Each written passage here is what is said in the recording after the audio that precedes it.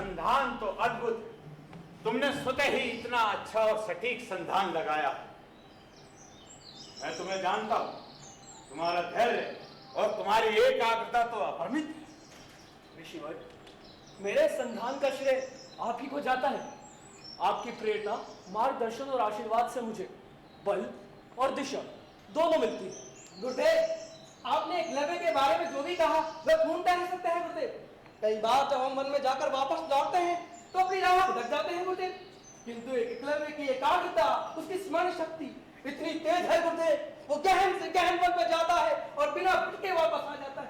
और गुरुवर, एकलव्य को फल तोड़ने के लिए पेड़ पर चढ़ने की आवश्यकता नहीं होती, बस एक पत्थर उठाएगा, मार कर फल को गिरा देता है। और तो और गुरुदेव ये इतना फुर्तीला है कि फल के नीचे गिरने से पहले ही उसे लगा देता है।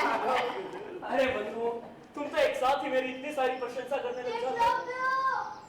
एकलव्य, तुम कहाँ हो? तुम यहाँ हो? मैंने तुम्हें कहाँ नहीं ढूंढा। पर्वत पर, नदी के किनारे, बरगद के पेड़ के नीचे, जहाँ जहाँ जाते हो वहाँ ढूंढा। मैं तो निराश होकर घर जा रही थी, फिर सोचा इधर भी देखती चलूं और तुम यहाँ मिले। क्या करूं, कभी भी कहीं भी चले जाते हो।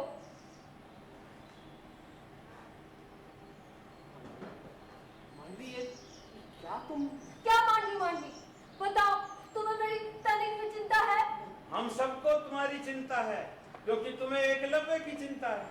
क्षमा प्रार्थी हूँ ऋषि गुरु, आप लोगों के बीच में आ गई। वो क्या है ना कि ये कभी भी कहीं भी चला जाता है, हमेशा कुछ सोचता रहता है, मुझे बताता नहीं। ये तो ठीक बात नहीं भाई, तुम्हारी चिंता करने वाले की तुम्हें भी तो चिंता होनी चाहिए, है कि नहीं? मांडवी, तुम तो जानती हो एकलव्य श्रृंगेरपुर के निषाद राज हिरण्यधनु का पुत्र है। उसे राज्य के कितने ही कर्तव्यों का निर्वहन करना पड़ता है। और फिर मांडवी, तुम तो जानती हो हमारे पड़ोसी राज्य को वाहे दिन सीमा पर कोई न कोई विवाद तो करता ही रहता है। हाँ गुरुदेव, इसीलिए हमारा प्रथम ध्येय अपनी सीमाओं की रक्षा करना है गुरुदेव। मित्र, अभी सीमाएं सुरक्षित नहीं है, उन्हें सुदृढ़ भी करना है। हाँ, हमें सीमाओं की रक्षा के साथ साथ उसका विस्तार भी करना है। शत्रुओं को उनकी सीमा रेखा दिखानी होगी। मैं जा रहा हूँ सीमा रेखा पर। ऋषिवर, मैंने पिताजी से इस संदर्भ में बात की, किंतु उनका कहना भी यही है कि जब तक वे हमें क्षति नहीं पहुंचाते, हमें भी शांति से मधुर संबंध बनाए रखना चाहिए। जिस दिन हमें छेड़ेंगे, हम छोड़ेंगे नहीं। वे अभिभावक हैं, अभिभावक की भांति सोचते हैं, उनके विचारों का सम्मान, किंतु शत्रु से अपनी रक्षा करने के लिए और शत्रु को उसकी सीमा दिखाने के लिए हमें अपनी शक्तियों को तो बढ़ाना ही होगा। एकलव्य, तुम तो धनुर्धर हो, इसमें और निपुणता लेकर आओ, इस पर और ध्यान दो। मेरे विचार में तुम में अर्जुन जैसा धनुर्धर बनने की असीम क्षमता है। मेरे मन की बात कह दी आपने। मेरा मानना भी यही है कि अर्जुन जैसे धनुर्धर को बनाने वाले गुरु द्रोण से ही धनुर्विद्या की शिक्षा प्राप्त करूं। किंतु उनसे शिक्षा सीखने की योग्यता नहीं है। तुम योग्यता नहीं है, परंतु ऋषिवर, गुरु द्रोण से धनुर्विद्या की शिक्षा प्राप्त करने की ऐसी क्या योग्यता चाहिए होती है? वे राजगुरु हैं, केवल राजपुत्रों और राजवंश को ही शिक्षा देते हैं। तो मैंने अपने मन में दृढ़ निश्चय किया है ऋषिवर कि मैं गुरु द्रोण से ही धनुर्विद्या की शिक्षा प्राप्त करूंगा, चाहे उसके लिए एकलव्य को कोई भी मूल्य चुकाना पड़े। एकलव्य तैयार है। यदि तुम्हारी यही इच्छा है तो मैं तुम्हें निराश नहीं करूंगा। प्रयास करना तुम्हारा कर्तव्य है। संभवतः वो तैयार ना हो। यदि वो तुम्हें शिक्षा देने के लिए तैयार हुए तो मेरे विचार से तुम अर्जुन से भी बढ़कर धनुर्धर बन सकते हो। पर आचार्य द्रोण, आप निश्चिंत रहे ऋषिवर, मुझ पर विश्वास करें और मुझे अपना आशीर्वाद दें। तुम अपने लक्ष्य में सफल हो, ऐसी मेरी कामना। मेरा आशीर्वाद सदैव तुम्हारे साथ। कल्याण हो।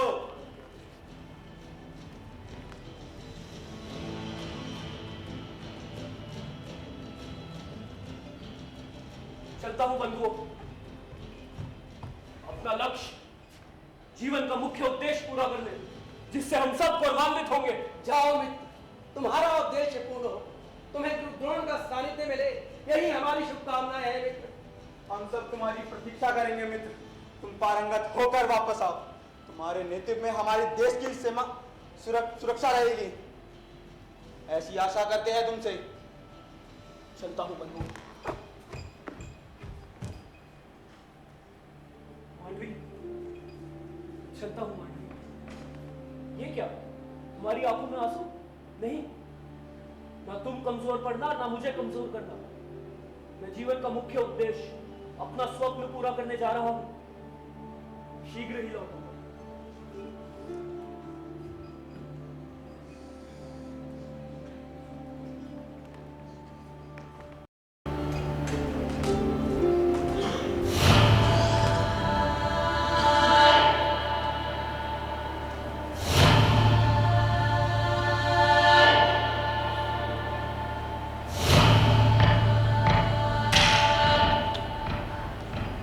मैं द्रोणाचार्य, कौरव और पांडवों का राजगुरु, मैंने अपने सभी शिष्यों को उनकी क्षमता के अनुसार अलग अलग प्रशिक्षण दिया है। मेरे सभी शिष्य अपनी अपनी विधाओं में निपुण हैं, किंतु एक शिष्य वो अलग है। अर्जुन, वो मेरा प्रिय शिष्य है, और उसका कारण है कि एकाग्रता, निष्ठा, परिश्रम और समर्पण, उसमें स्वाभाविक प्रतिभा है, युद्ध कौशल है। शिष्य राम श्रियो ततो सर्वास्त्रणी धनुष्मते तस्मै कृत्यो दत्ता दिव्यानि अस्त्राणि च भारते। मैंने अपने सभी शिष्यों को अर्जुन को श्रेष्ठ मानते हुए दिव्यास्त्र का ज्ञान प्रदान किया है, और अर्जुन ने भी अल्पकाल में ही दिव्यास्त्र ब्रह्मास्त्र का निपुणता से निर्वाह किया है। वो एक सच्चा धनुधर है, और आज मैं ये भविष्यवाणी करता हूं, यदि भविष्य में मुझे कोई चुनौती दे सकता है अथवा पराजित कर सकता है, वो केवल अर्जुन है। अर्जुन ही मेरा वास्तविक उत्तराधिकारी है, और आज मैं ये प्रतिज्ञा करता हूं, मैं अर्जुन को इस संसार का सर्वाधिक धनुधर बनाऊंगा। इस संसार में अर्जुन के समान दूजा कोई धनुधर नहीं होगा। ये मेरी प्रतिज्ञा है।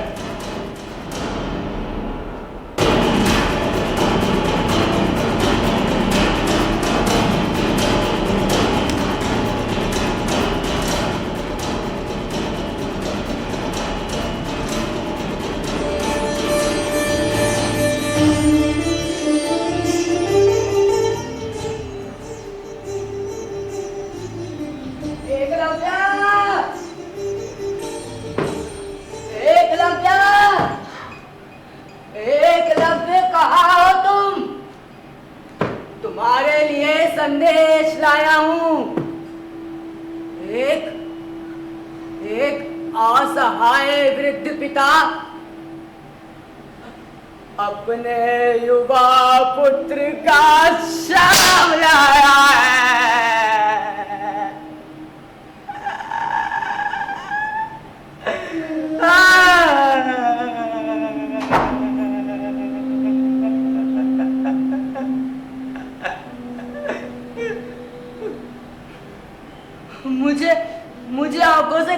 दिखाई देता है तो भूलवश में सीमा के उस पार चला गया। उन्होंने मुझे पकड़ लिया।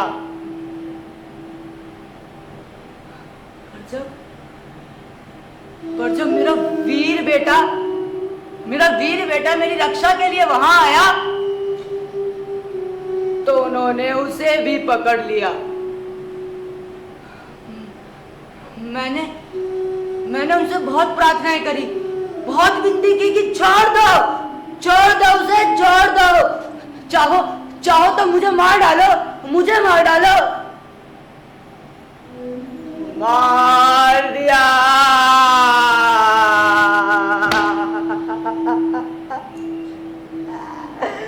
उन्होंने मेरे सामने मेरे बेटे को मार दिया।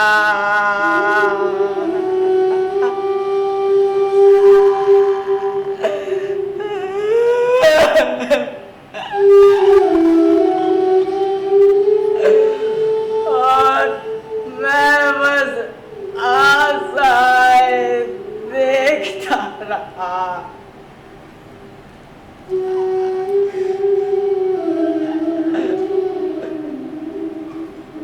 उन्होंने मुझसे बोला, जाओ अपने वीर योद्धा एकलव्य को बता देना।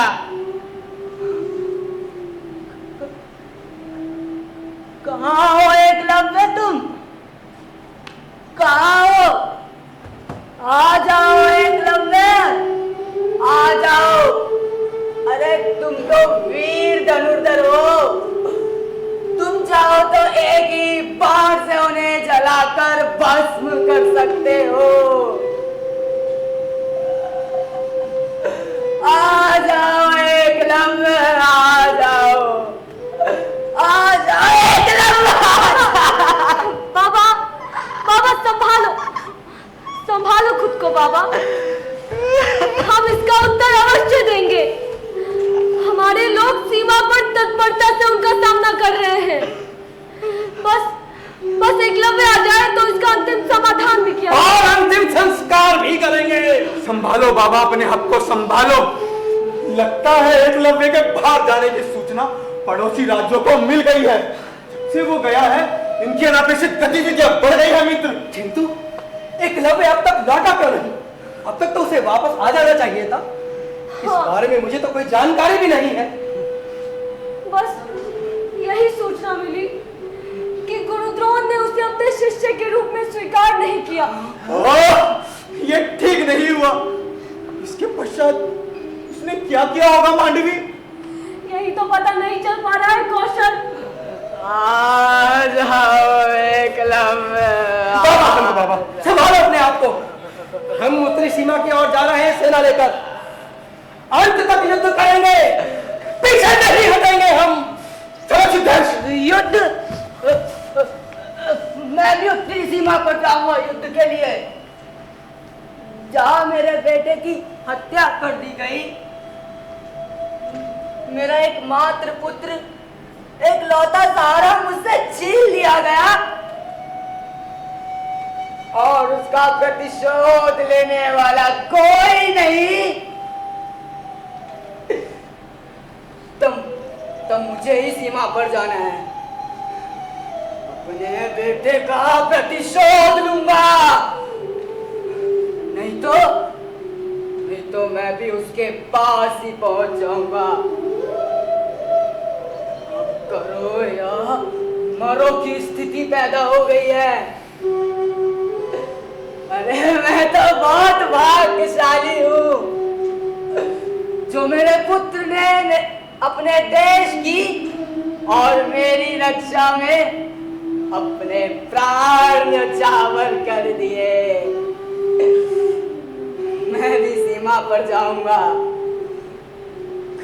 एक भी शत्रु को मार सका मैं आपको गौरवशाली समझूंगा।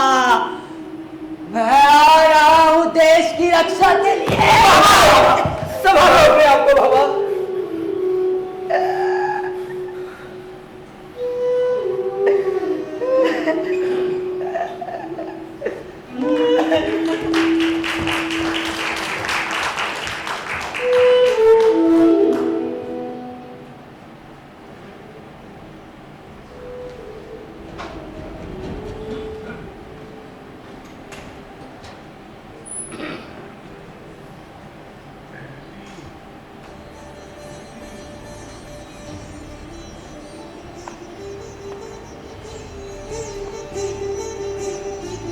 अंततः वर्षों की तपस्या, निशिवासर एक करके आज मैंने धनुर्विद्या में पारंगतता पाली है। आचार्य द्रोण द्वारा मुझे शिष्य के रूप में स्वीकार ना करना मेरे लिए जीवन और मृत्यु का प्रश्न था, किंतु मैंने अपनी दृढ़ता से और अपनी अटलता से अपने लक्ष्य को प्राप्त करना ही अपना संकल्प समझा। मैंने दृढ़ निश्चय किया कि मैं गुरु द्रोण से ही धनुर्विद्या की शिक्षा ग्रहण करूंगा। मैंने मनोयोग से गुरु द्रोण की प्रतिमा बनाई और उनके समक्ष निरंतर अभ्यास किया, और अब मेरी शक्ति निस्सीम है।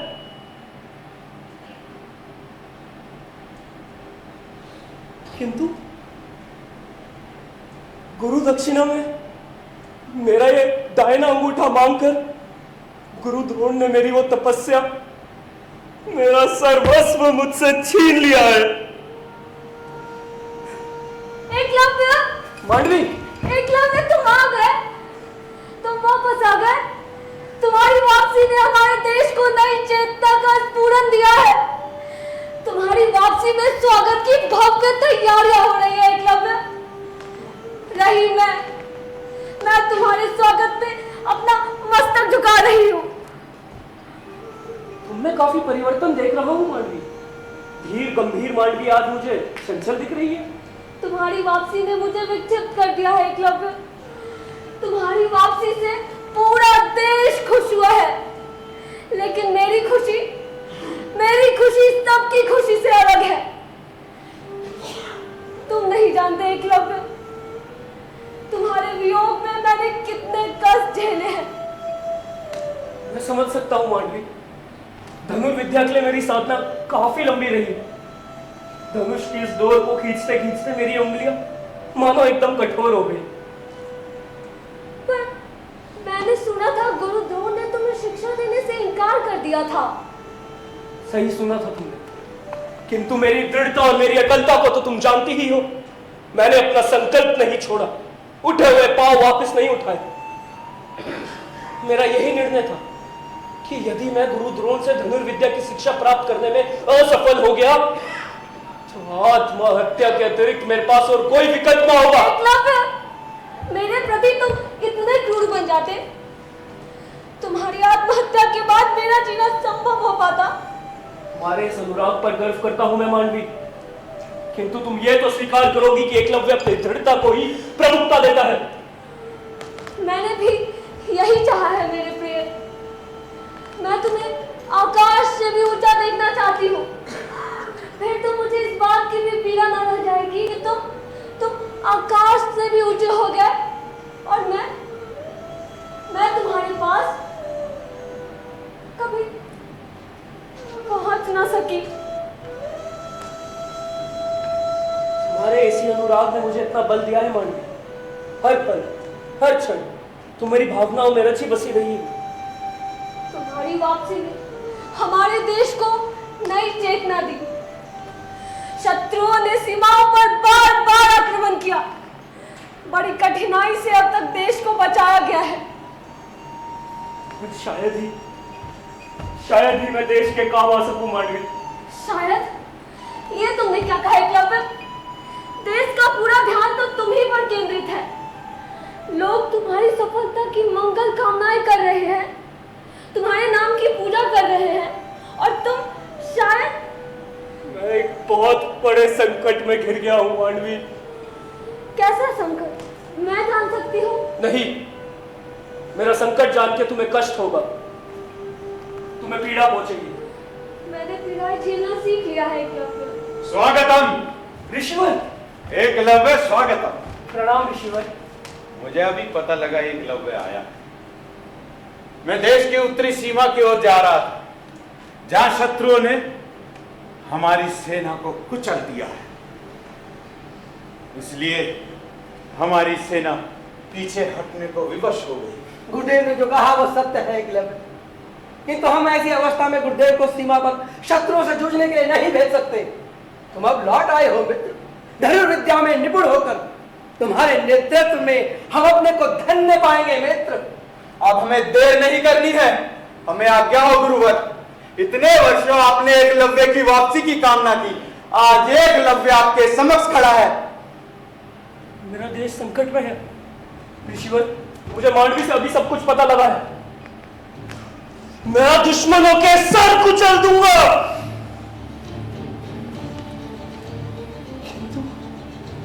गुरुवर, तो क्या मैं पराजय स्वीकार कर लूं? ऋषिवर, आप अस्वस्थ हैं, तब तो आप विश्राम करें। विश्राम? मांडवी, जाओ पुत्री, पूरे देश में संदेश फैला दो, हमारा एकलव्य वापस आया है। देश का हर मनुष्य जानता है एकलव्य के धैर्य को, उसके शौर्य को। एकलव्य ने का नाम लेकर मैंने सभी देशवासियों को साहस दिया और प्रेरित किया।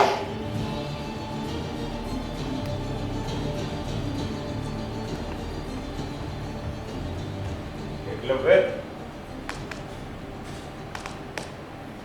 हम धन्य हुए, एक सुयोग्य नेतृत्व के अभाव में हम बार बार प्राप्त होकर पीछे हटे हैं।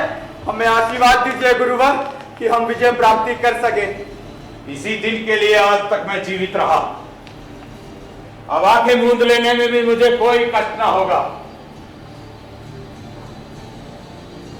मेरी बहुत बड़ी इच्छा थी कि मैं घोर तपस्या के लिए प्रस्थान करूं, किंतु अपनी इस इच्छा को मैं कुछ दिनों के लिए रोक देना चाहता हूं। मेरी मनोकामना है कि मेरा देश सुरक्षित हो जाए।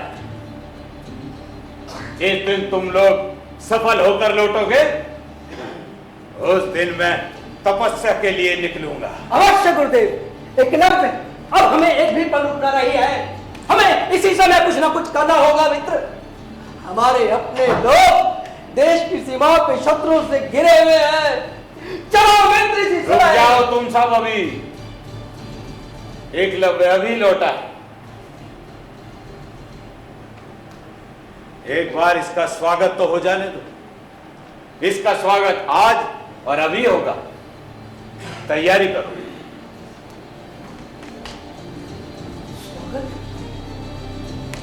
गुरुवर, मेरे स्वागत के लिए इस तरह चिंतित क्यों हो रहे हो? मेरा देश शत्रुओं से घिरा हुआ है, सीमाओं पर घमासान युद्ध चल रहे हैं और मैं यहाँ स्वागत का आनंद उठाऊं? कदापि नहीं, कदापि नहीं। बंधुओं, मेरा सर फट रहा है, मेरी रगों का खून अब तेज दौड़ने लगा है। मुझे अपने बांधवों की चीख सुनाई दे रही है। शत्रु शत्रु शत्रु आगे बढ़ते चले जा रहे हैं। मेरा मित्र विदुर घायल हो गया।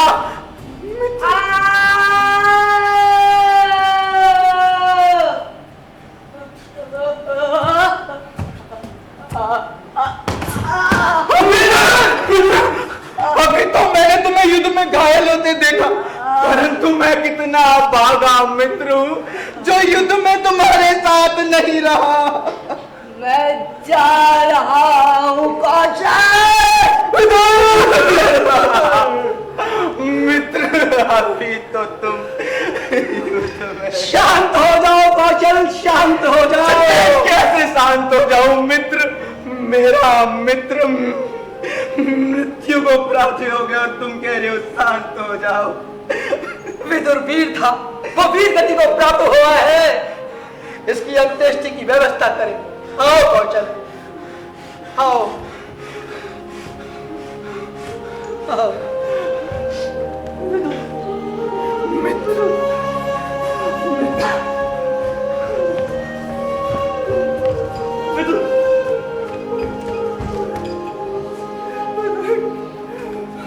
सब चले गए, सब चले गए। आचार्य द्रोण, आचार्य द्रोण, आचार्य द्रोण, आचार्य द्रोण। मैं धर्म संकट में घिर गया हूं, धर्म संकट में घिर गया हूं मैं। मुझे अपने शरीर का कोई लोभ नहीं, कोई मोह नहीं। पोटी पोटी भी कट जाऊं तो मेरे इन होठों से आ ना निकले। फिर ये अंगूठा क्या है ऋषिवर? मुझे तो इसे आपके समर्पित करते हुए खुशी ही होगी मुझे खुशी ही होगी।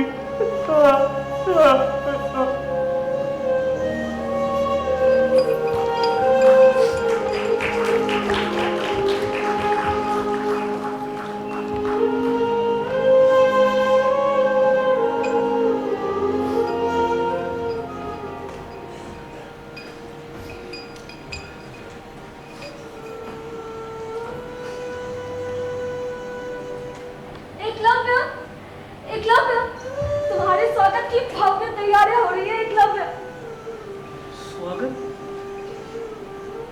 स्वागत के बोझ से मैं दब जाऊंगा मांडवी। मेरा देश संकट में है। विदुर का अभी प्राणांत हो गया और मैं स्वागत। विदुर की मृत्यु? हाँ मांडवी, हाँ, हमारा विदुर इस देश पर बलिदान हुआ हमारा विदुर इस देश पर। विदुर नहीं रहा। मांडवी, तुम विदुर के घर जाओ। हमारा विदुर नहीं रहा। उसकी बूढ़ी माँ को ढांढस बंधाने जाओ तुम। जाओ मांडवी, जाओ। लेकिन एकलव्य का अभिषेक तो होना ही चाहिए। गुरुदेव आ ही रहे होंगे, तुम लोग थोड़ी देर और रुक जाओ। एकलव्य, तुम्हारी वापसी हमारे लिए संजीवनी का काम करेगी। हाँ। परंतु तुम्हें यह जानकर आश्चर्य होगा कि इस देश का हर बच्चा आज डर का जीवन जी रहा है। युद्ध सर्कस से निकले बाणों ने आज सभी के होठों की हंसी छीन ली है मित्र। छीन ली है, लेकिन शायद ही मैं तुम लोगों के लिए वो सिद्ध हो पाऊं कौशल, जो तुम लोगों की अपेक्षा है मुझसे। अर्थात क्या कहना चाहते हो एकलव्य? बहुत लंबी कहानी है सिद्धेश। तुम्हारे होठों पर ऐसी निराशा, गुरुदेव ने तो तुम्हें साहसी के अतिरिक्त और कोई नाम नहीं दिया एकलव्य। साहसी तो मैं अब भी हूं कौशल, अब भी साहसी हूं मैं, परंतु मेरे हाथ बंधे हुए हैं। ये पहेली बुझाने का वक्त नहीं है बंधु। नहीं सिद्धेश, मैं पहेली से परे अपनी नियति पर प्रकाश डाल रहा हूं। मुझे अपनी वीरता पर कोई संदेह नहीं।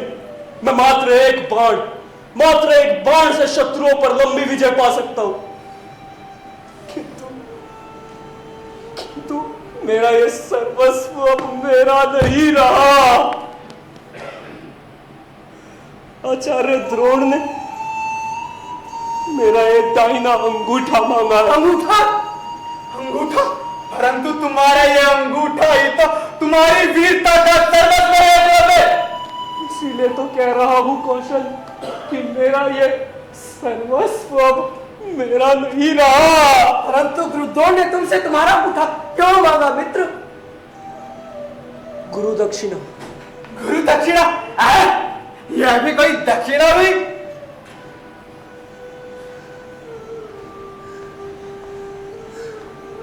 पर मैं गद्दार नहीं सिद्धेश। किसके प्रति? तुम लोगों के प्रति मेरी आत्मा पवित्र है कौशल। इसका तात्पर्य है कि तुम गुरुदक्षिणा में अपना अंगूठा नहीं दोगे ना? नहीं, मैं अपने गुरु के प्रति कृतज्ञ नहीं हो सकता। दुष्ट एकलव्य, तो तुम हो कहा अपने गुरु के प्रति कृतज्ञ नहीं हो सकते? हमारी आंखों के सामने विदुर ने दम तोड़ा। विदुर तुम्हारा बचपन का मित्र था, क्या तुम भूल गए हो भी? नहीं, कुछ नहीं भूला हूं मैं कौशल, कुछ नहीं भूला हूं मैं आज भी अपनी मातृभूमि से प्रेम करता हूं। ये तुम्हारा प्रेम झूठा है एकलव्य। एकलव्य अपना बलिदान देकर ये सिद्ध कर सकता है कि वो आज भी अपनी मातृभूमि के प्रेम में बंधा हुआ है। तो तुम्हारी ये मातृभूमि तुम्हारे उसी प्रेम की परीक्षा चाहती है। वो धनुष उठाओ एकलव्य और मातृभूमि के प्रति अपने प्रेम को सार्थक करो।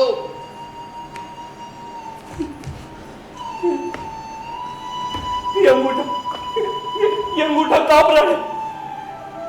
युद्ध तो मैं जीत लूंगा, परंतु यह विजय किसकी होगी? हम सबकी होगी मित्र। या गद्दारी की? तो स्पष्ट क्यों नहीं कहते तुम कि गुरुदक्षिणा में अपना अंगूठा चढ़ाकर विश्व में अपना नाम अमर करना चाहते हो तुम? यह तो स्वीकार किया कि तुम्हारी गुरु भक्ति निस्सीम है, फिर भी मेरे मन में एक संदेह पैदा होता है। कैसा संदेह?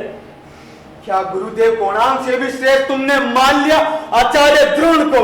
इसे अपना सौभाग्य मानो कि इस समय हमारे गुरुवर यहाँ उपस्थित नहीं है, अन्यथा वह तुम्हें अभी श्राप देने से चूकते नहीं। उनका शाप हो तो मैं सर झुकाऊं कौशल। घायल, इससे तो अच्छा होता कि तुम वापस आते ही नहीं। क्या तुम ये बताने आए हो कि तुम धनुर्विद्या में बहुत पारंगत हो गए हो? मित्र यही तो कहने आया है ये। अब इसकी आरती उतारी जाएगी, इसका अभिषेक किया जाएगा। हाँ, और ये हंसते हंसते जाएगा गुरुद्रोण को अपना अंगूठा देने। मैं अपनी पराजय स्वीकार नहीं करूंगा। मेरे शत्रु, चाहे तुम मेरी देह में हजारों बार चुभो क्यों ना दो। मैं आ रहा हूं विदुर, जितने बाण तुम्हें चुभे उतने ही मुझे भी चुभे, लड़ना हमारा धर्म है। मेरी मृत्यु युद्ध का अंत नहीं। सुना तुमने मेरे मित्र का वो स्वर? नहीं, मैं वो सुनाई नहीं दे सकता, क्योंकि तुम मर चुके हो एकलव्य। सब युद्ध के बाद मरते हैं, किंतु तुम युद्ध से पहले ही मर गए। चलो सिद्धेश, मरे हुए आदमी से अपेक्षाएं करना व्यर्थ है। ये मेरे प्रति अन्याय होगा मित्र। अच्छा, जो तुमने हमारे प्रति न्याय किया वो? मुझे नहीं पता मैंने क्या किया, न्याय किया, अन्याय किया, मुझे नहीं पता। अरे बंधुओं, मैं तो यह भी नहीं जानता कि मैं अभी तो जीवित क्यों हूं। तुम्हारे शर्मा विनय को पहचान रहा हूं मैं मित्र। तुम मृत्यु की कामना अवश्य कर रहे हो, किंतु मृत्यु तुम्हारी अंतिम इच्छा नहीं। हमारी अंतिम इच्छा है गुरुद्रोण को अपना अंगूठा समर्पित कर देना। जाओ द्रोण के महाशिष्य, जाओ। तुम्हारे गुरु और द्रोण तुम्हारी प्रतीक्षा में होंगे। उन्हें अपना अंगूठा देकर अपना नाम स्वर्ण अक्षरों में अंकित कर जाओ। किंतु मुझे समझ नहीं आ रहा कि गुरुद्रोण ने तुमसे तुम्हारा अंगूठा मांगा क्यों? क्या वो ये नहीं जानते थे कि तुम्हारा अंगूठा कट जाने के बाद तुम्हारी सारी धनुर्विद्या नष्ट हो जाएगी? उन्हें पता है? तब तो तुम्हारे गुरु के मन में खोट है एकलव्य। नहीं। वाह, अपने गुरु का अपमान सहना हुआ इससे। व्यंग भरी भाषा पर अंकुश लगाओ सिद्धेश। सुन पाना मेरे लिए संभव नहीं रहा। अन्यथा क्या करोगे तुम? हाँ? सिद्धेश, अब हम एक पल भी यहां नहीं रुक सकते। व्यर्थ की बातों में समय गंवाने से हम अपने देश के प्रति कार्य करेंगे। चलो सिद्धेश। सिद्धेश, सिद्धेश, कौशल, सिद्धेश, सब चले गए, सब चले गए।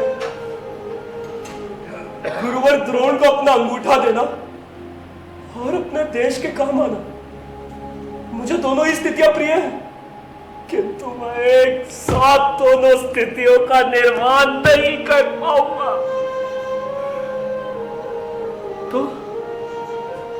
तो मुझे क्या करना होगा? नहीं, मैं गुरु द्रोण से विश्वासघात नहीं कर सकता, परंतु मेरी मातृभूमि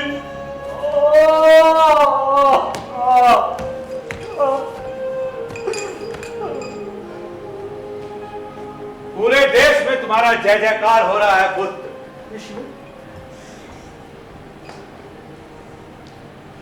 तुम्हारी वापसी का मैं तो सोचता था किसी को पता नहीं, किंतु मेरी धारणा तो निर्मूल है। बल्कि मैं तो देख रहा हूं कि तुम्हारी वापसी ने हर निराश मन में एक चेतना की नई लहर दौड़ा दी है। ऋषिवर, क्या ये युद्ध अनिवार्य है? युद्ध मनुष्य को विनाश की ओर ले जाता है। मैंने हमेशा ही शांति का रास्ता चुना, किंतु शत्रु ने मेरी शांति की आशा को मेरी कायरता समझा। इसलिए एकलव्य, युद्ध मेरे लिए अनिवार्य हो गया। ये जानते हुए भी कि युद्ध मनुष्य को केवल और केवल विनाश की ओर ले जाता है। एकलव्य, तुम्हारे मुंह से ऐसी बातें शोभा नहीं देती। धनुर्विद्या के लिए तुम्हें प्रेरित करते समय मेरे मन में एक विचार था कि तुम ही वो उचित पात्र हो जिस पर मैं गर्व कर सकता हूं। ऋषिवर, एकलव्य ने आज तक ऐसा कोई कार्य नहीं किया जिससे आपका सर झुके। तुमसे ऐसी ही अपेक्षा है। आपका आशीर्वाद चाहिए ऋषिवर। एकलव्य, मैं तुम्हारी परीक्षा लेना चाहूंगा। एकलव्य तैयार है? तो वटवृक्ष देख रहे हो? अवश्य। तो परीक्षा देने के लिए तैयार हो जाओ। धनुष उठाओ और संधान लगाओ उस वृक्ष पर, और उसकी प्रत्येक डाली को ऐसे काट दो कि वो सख्त वृक्ष ना होकर मानो एक कमल की डंडी हो। एकलव्य यही परीक्षा देने के लिए यहां उपस्थित हुआ है गुरुदेव। मैं धन्य हुआ। अस्त।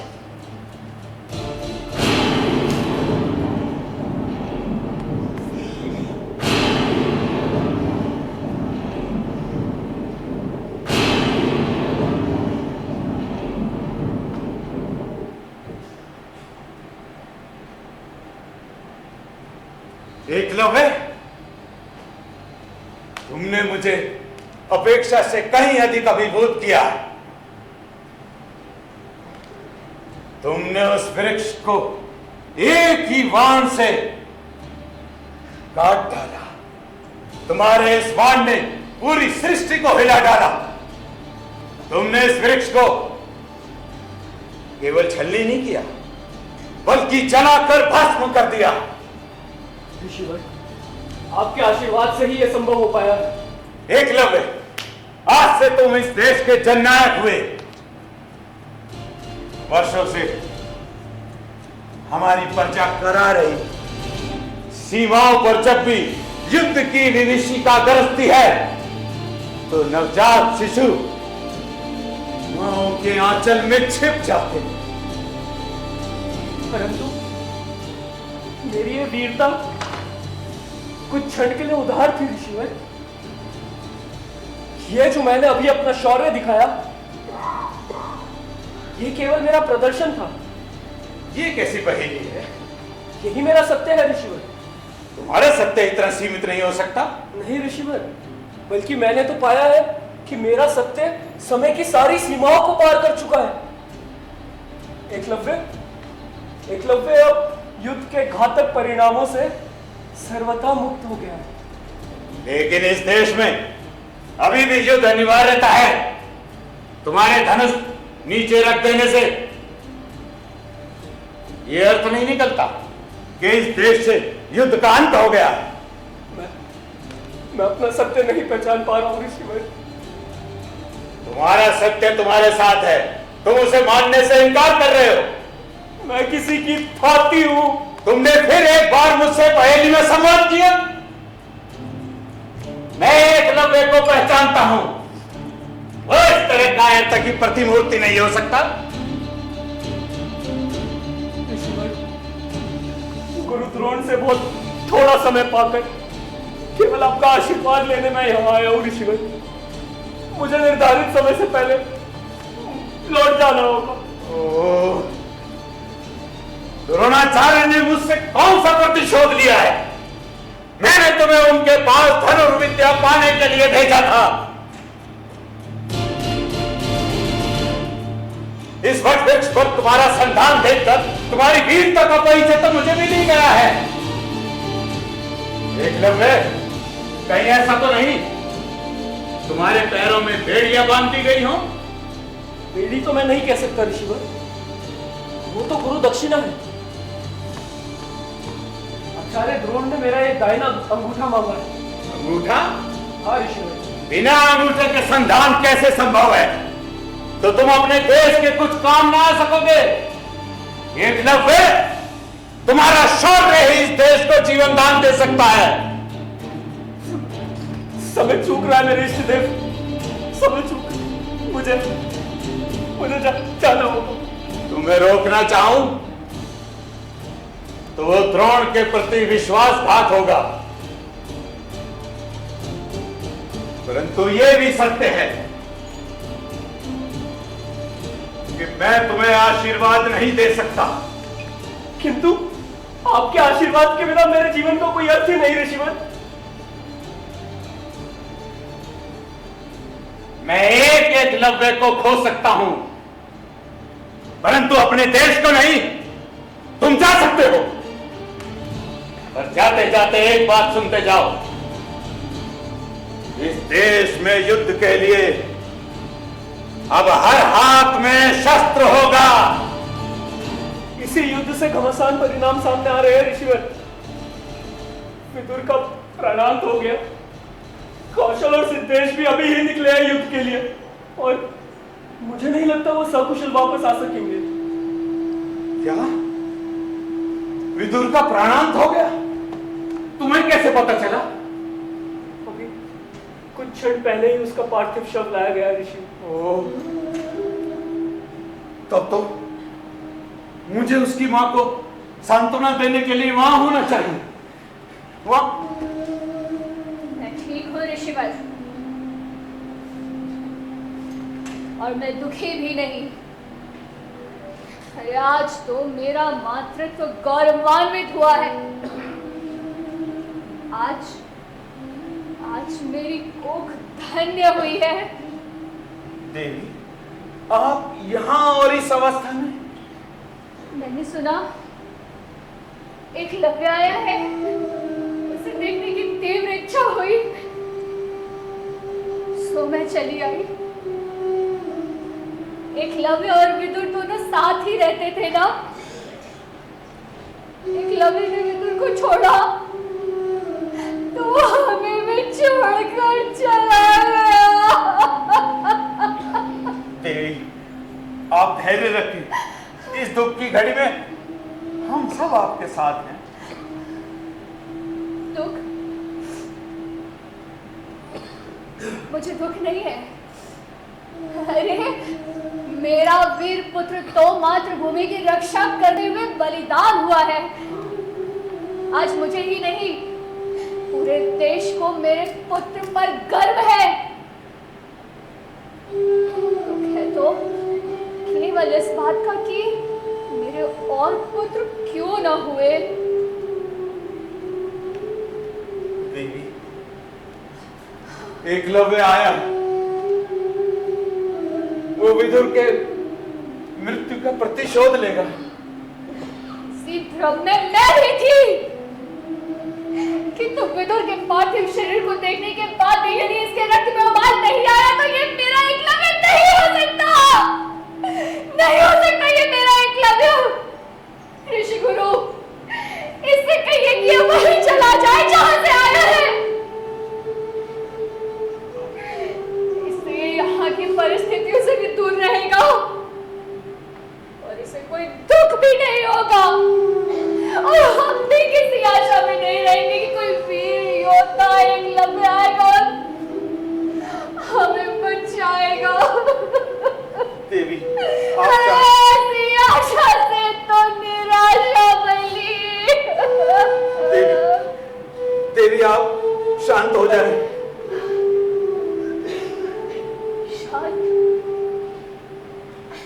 शांत हो जाओ।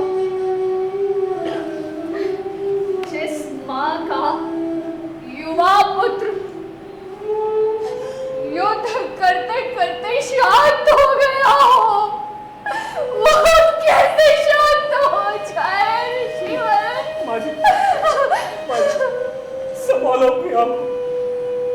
मैं आपको घर छोड़ा था। मुझे किसी और के सहारे की आवश्यकता नहीं।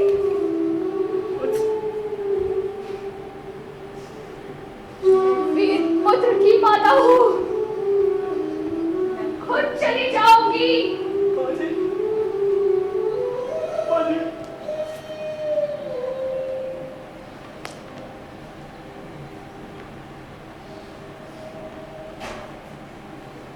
अब तुम्हारा क्या निर्णय है? रास्ता तो आप मुझे बताएंगे ऋषिवर। रास्ता? रास्ता तो तुमने खुद चुन लिया है। जाने का रास्ता तुम जा सकते हो।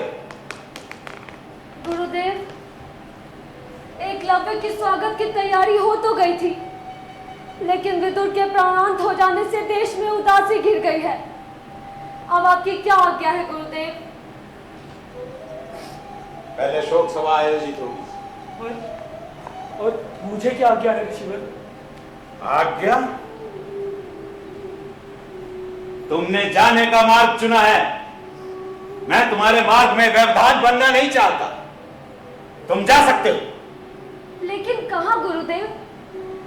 युद्ध के लिए? लेकिन अभी तो लौटे हैं एकलव्य। आप इन्हें थोड़ा आराम करने को क्यों नहीं कहते?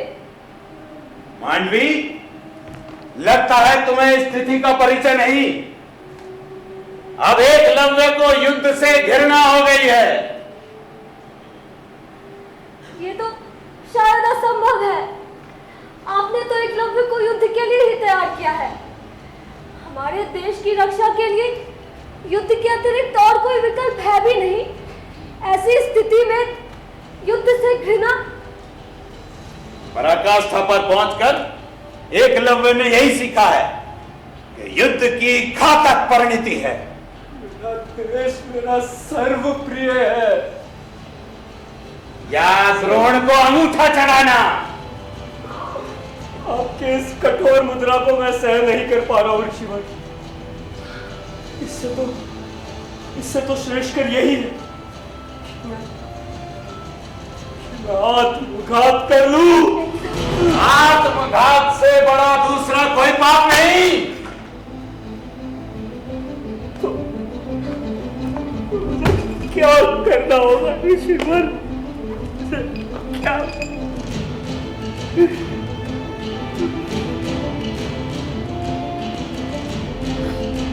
इस पथ पर आगे बढ़ जाओ। गुरु द्रोण तुम्हारी प्रतीक्षा कर रहे होंगे। जाओ, अपना कटा हुआ अंगूठा उन्हें दो। वो तुम्हारा अंगूठा पाके धन्य होंगे। एकलव्य का अंगूठा कटना, गुरुदेव ये क्या है?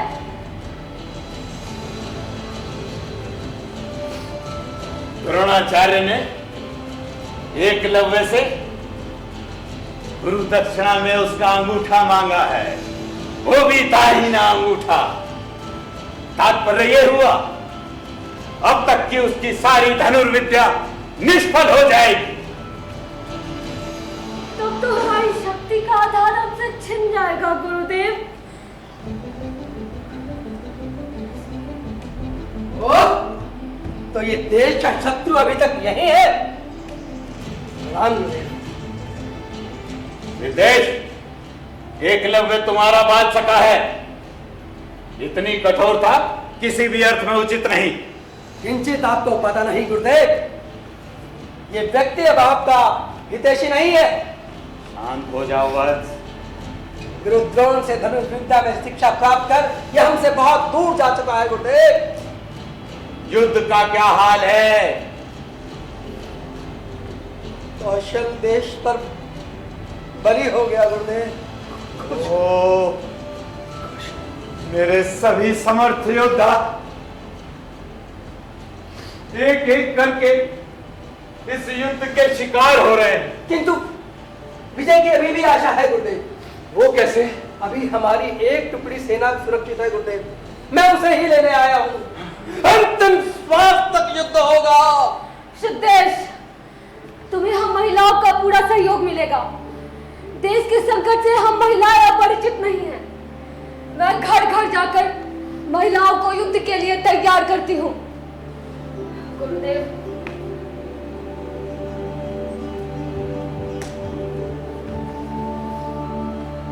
गुरुदेव, इस वट वृक्ष को क्या हुआ गुरुदेव? ये तो अपनी हरियाली के लिए संपन्न था गुरुदेव।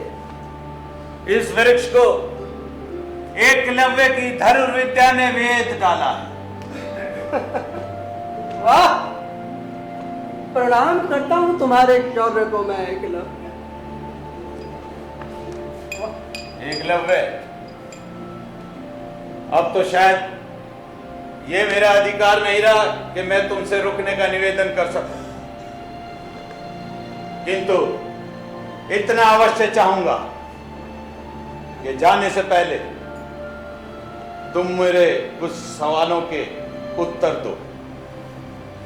मुझे स्वीकार है, आपके जो भी प्रश्न है मुझे स्वीकार है गुरुदेव।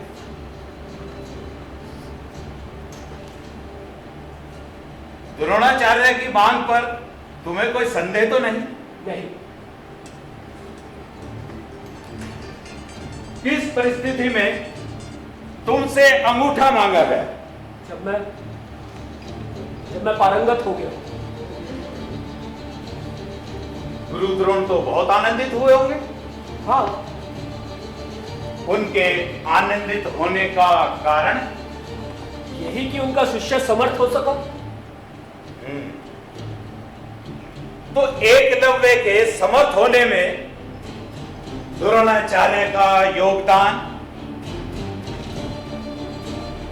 एकलव्य के समर्थ होने में द्रोणाचार्य का योगदान,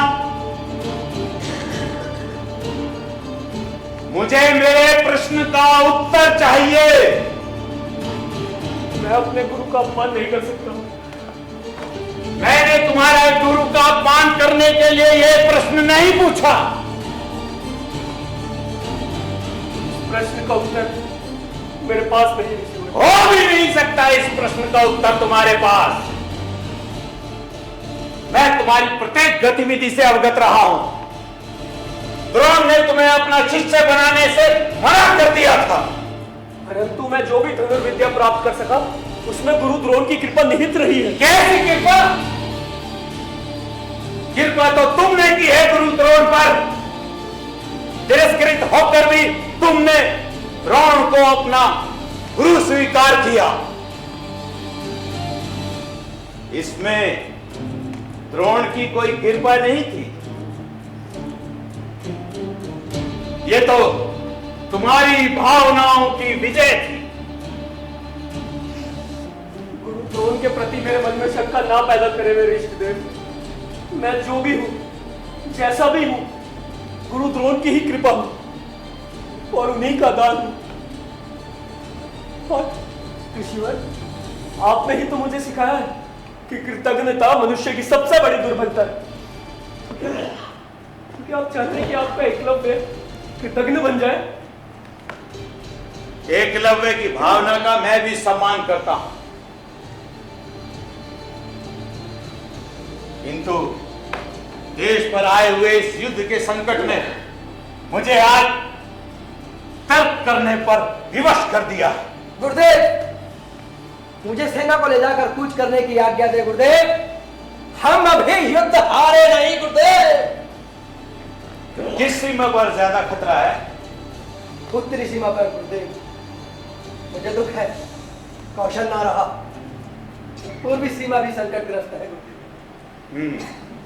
क्या सच में मेरा देश इतने संकट में है? एकलव्य, अभी तुम यहां की स्थिति से अज्ञात हो। वर्षों हमने इस युद्ध को अपनी धमनियों में जिया है। और मैं वहां अपने देश से दूर धनुर्विद्या का प्रयास करने में और अभ्यास करने में व्यस्त रहा। मैंने कितनी बार भयंकर स्वप्न देखे, मानो जैसे कोई बहुत बड़ी समस्या कोई बहुत बड़ी पीड़ा मेरे देश में जन्म ले रही है। मैं द्रोण की मूर्ति बनाने में तुम्हें कितना समय लगा था? बहुत समय लगा था ऋषिवर। धनुर्विद्या के लिए उकलाते हुए इन हाथों से मूर्ति का निर्माण मानो असंभव था। द्रोण को पता था कि तुम उनकी मूर्ति के सामने साधनारत हो? जी, उनके शिष्य आते रहते थे। तुम्हें छला गया है। मुझे? हाँ, द्रोण ने तुम्हें पूरा समय दिया। जब तुम पूरी तरह धनुर्विद्या में पारंगत हो गए तो तुमसे तुम्हारा सर्वस्व मांग लिया गया। किंतु गुरु दक्षिणा देने में मुझे कोई आपत्ति नहीं। जानते हो तुम्हें आपत्ति क्यों नहीं? क्योंकि गुरु के प्रति मेरे मन में कोई दुर्भावना नहीं। तब तो तुम्हारी प्रतांगता पे मुझे संदेह होता है। क्षमा चाहूंगा ऋषिवर, किंतु अभी उस वट वृक्ष को छल्ली करके मैंने अपनी पारंगतता सिद्ध कर दी है। विवेक के अभाव में पारंगतता अधूरी होती है। तो क्या आप चाहते हैं कि मैं गुरु दक्षिणा देने से इनकार कर दूं? नहीं, कदापि नहीं। मैं बस इतना चाहता हूं कि तुम इस बात पर चिंतन करो कि तुमसे गुरु दक्षिणा में ये अंगूठा ही क्यों मांगा गया? इसलिए कि ये गुरु द्रोण का अधिकार है। इस अधिकार में छल का उपयोग हुआ है। छल? हाँ, छल। कैसा छल ऋषिदेव? मैं जानता हूं इस छल को। तुम राजपुत्र नहीं, तुम दुर्योधन नहीं, तुम अर्जुन नहीं, तुम वीर कुमार एक एकलव्य हो। तुम अपने समय के वीर धनुर्धर बन जाओ, ये कैसे स्वीकार होगा? शायद इस सत्य का एक और पहलू है ऋषिदेव। वो क्या? मेरे मन में अहम का उदय हुआ था। मैं गर्वान्वित हुआ था यह सोचकर कि मुझ जैसा और कोई वीर नहीं, कोई धनुर्धर नहीं। फिर तो इस अंगूठे को कट जाना ही श्रेष्ठकर है, क्योंकि मैं अहंकार की उस भावना से मुक्ति चाहता हूं। आप जानते हैं ऋषिवर, गुरु द्रोण ने केवल मेरा ये अंगूठा नहीं मांगा है, गुरु द्रोण ने तो मेरा अहंकार मुझसे मांगा है। और मैं अभिभूत होऊंगा यह दान देकर, क्योंकि एकलव्य ने अनुभव किया है कि इस अंगूठे में अब अहंकार का विष व्याप्त हो चुका है और एकलव्य मुक्ति चाहता है। इस अहंकार के विष से मुक्ति चाहता है एकलव्य, मुक्ति। गुरुदेव, मुझे जाने की आज्ञा दे गुरुदेव। समय हाथों से निकला जा रहा है गुरुदेव, आज्ञा दे। आज्ञा। ठहरो सिद्धेश, युद्ध में मैं भी तुम्हारे साथ होऊंगा। तुम? हाँ, मैं। क्या मुझे अपनी मातृभूमि की सेवा का अधिकार नहीं रहा? एकलव्य, तुम्हारे अधिकार से तुम्हें कोई वंचित नहीं कर सकता, किंतु अब मैं अपना हट वापस लेता हूं। अब तुम्हें युद्ध में जाने की कोई आवश्यकता नहीं। मैंने तुम्हें तर्क के द्वारा पराजित करने की कोशिश की, किंतु वो मेरी भूल। आप निश्चिंत रहे ऋषि, इस युद्ध के लिए आपका एकलव्य जा रहा है, उसका ये अंगूठा नहीं, ये तो अब गुरु दक्षिणा में ही समर्पित होगा। किंतु अंगूठे के बिना संधान कैसे संभव होगा? संभव है गुरुदेव, संभव है। मैंने बिना अंगूठे के संतान लगाने का भी अभ्यास किया है गुरुदेव। और क्या गुरुदेव?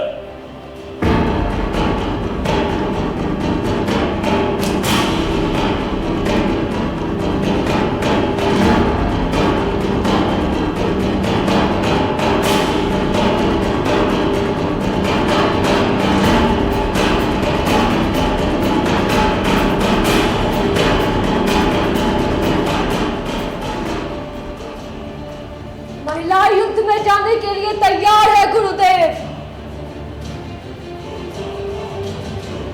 अब उसकी आवश्यकता नहीं रही।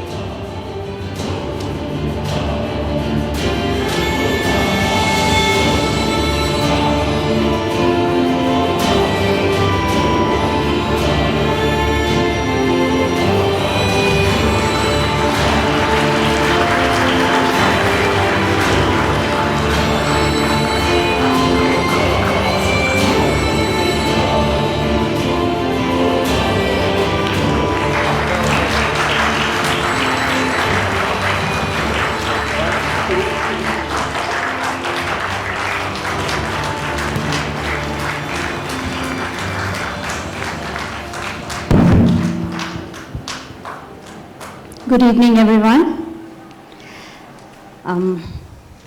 So I am Jyoti Upadhyay, and I would like to introduce my team, beginning with the first in the row. So we have Rohit. He played the role of Dronacharya. Then we have Akriti. She was playing Mandavi. Then we had Ajay Kataria, and he was playing Rishi Konak. Then we have Eklavya, Tushar Kapoor. Then we have Tara Singh playing Siddheshwar. Then we have Harsh, and he played Kaushal. Then we have Rahul. He played the old man and Vidur. And I am Jyoti Upadhyay. I played the mother's role. I would also like to mention people who worked in the background. So the stage and the set was by Mr. Ajay Kataria, Harsh, Rahul, and Tara Singh. Veshbhusha, costumes were by Dalchan ji. Please come on stage. And Akriti supported him. Then we had makeup. For makeup we had Renu Kumari. Please come on stage. Supported by me. So इस पूरे नाटक का पुनर्लेखन हुआ है और इसमें कुछ गीत ऐड किए गए हैं जिसका पूरा श्रेय हमारे डायरेक्टर वशिष्ठ उपाध्याय जी को जाता है. So please come on stage. So the music that you were hearing, it was tuned by Shivdat Pandey. He's one of our team members. Posters were designed by Vicky. Vicky, please come on stage. She was also taking care of the background music. Prakash Parikalpana एवं निर्देशन by Vashisht Upadhyay. Eklavya के बारे में हम सब बचपन में थोड़ा सा पढ़ा है, देखा है, आज आपको ज़्यादा जानने का मौका मिला होगा. So the foundation of the story is, it comes from Mahabharata, the epic, and it's about Eklavya who is facing the conflict कि कैसे अपने नेशन को सपोर्ट करें या कैसे गुरु दक्षिणा दें. एंड वशिष्ठ सर ने उसे बहुत अच्छे तरीके से आप सबके सामने प्रेजेंट करने की कोशिश की है. I would like to talk a little about Vashishtha sir. ये मेरी मतलब मुझे बहुत अच्छा लगता है अपने गुरु के बारे में ऐसे बात करना और लोगों को बताना. सो थोड़ा सा वक्त दीजिएगा. वशिष्ठ उपाध्याय जी भारतीय रंगमंच जगत के एक प्रतिष्ठित और समर्पित कलाकार, निर्देशक, लेखक और प्रशिक्षक हैं. He gives he imparts training at multiple institutes and theatre के क्षेत्र में इनकी गहरी समझ, अनूठा दृष्टिकोण और शिक्षण कौशल के बल पर इन्होंने कला और संस्कृति को नई ऊंचाइयों तक पहुंचाने का कार्य किया है. I mean, he's regularly into this. इन्हें विभिन्न पुरस्कारों से भी सम्मानित किया गया है. इनको भारत सरकार द्वारा वरिष्ठ फेलोशिप, सीनियर फेलोशिप दी गई है. और इन्होंने I mean, ये एक उत्कृष्ट श्रेणी के कलाकार और निर्देशक हैं. I would like to hand it over to sir so that he can speak more about the organization and the play. Thank you very much. आप सब आए, आप सबने अपना महत्वपूर्ण समय निकाला और मैं देख रहा हूँ कि काफ़ी संख्या में लोग बैठे भी रहे. तो ये उम्मीद करता हूँ कि आप सबको हमारा प्रयास पसंद आया होगा. इसके पीछे कितना क्या सब कुछ है वो सारी चीज़ें तो आपको प्रोडक्शन से ही पता चलती हैं. अगर कोई कुछ और कुछ आप सब बोलना चाहें, मुझे क्या बोलना, हम तो इतनी देर से बोल ही रहे थे. अगर कोई कुछ कहना चाहें, आप सबका आशीर्वाद. जी जी ma'am. Thank you ma'am, thank you very much ma'am, thank you very much.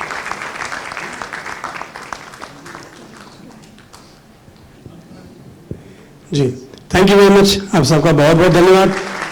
CSOI का भी बहुत बहुत धन्यवाद क्योंकि उन्होंने हमें याद किया और ये अवसर दिया, मौका दिया आपके सामने प्रस्तुत होने का.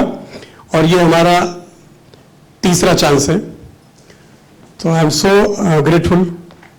Thank you very much.